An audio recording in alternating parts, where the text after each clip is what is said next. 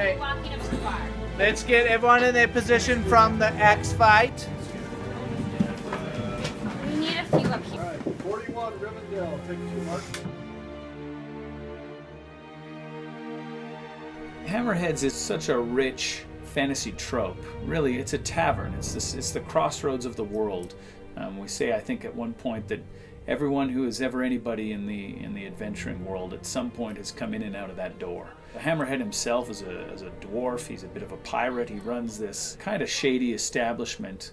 But this is where everything comes and goes, and really Merrick crosses the threshold into the real fantasy world as she leaves her previous life as a slave when she goes through that door into Hammerheads, and that's where everything kind of can change for her.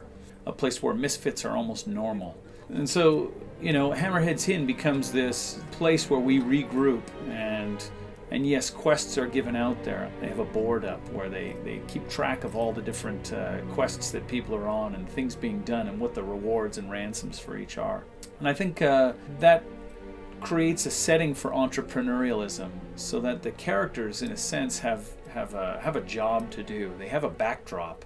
They're seeking work. There's a system and an industry that they take part in. It's not that they're imagining doing this. If I today were to say, I'm going to go out and hunt for gold, I could do that in a variety of ways. But in fantasies, there's this industry of treasure hunting and fortune seeking. And that's, I think, what Hammerheads represents.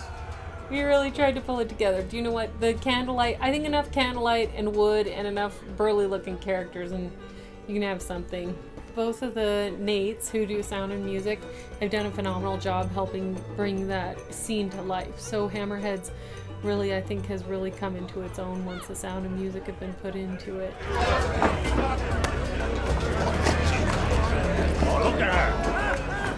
Hammerhead's role grows throughout the series. At first we see him as just a self-centered barkeep who owns this tavern.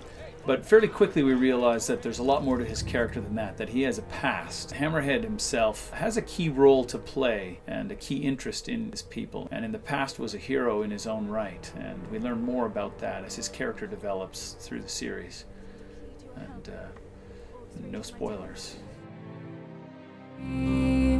From this fight, I'll not tire. I'll be free.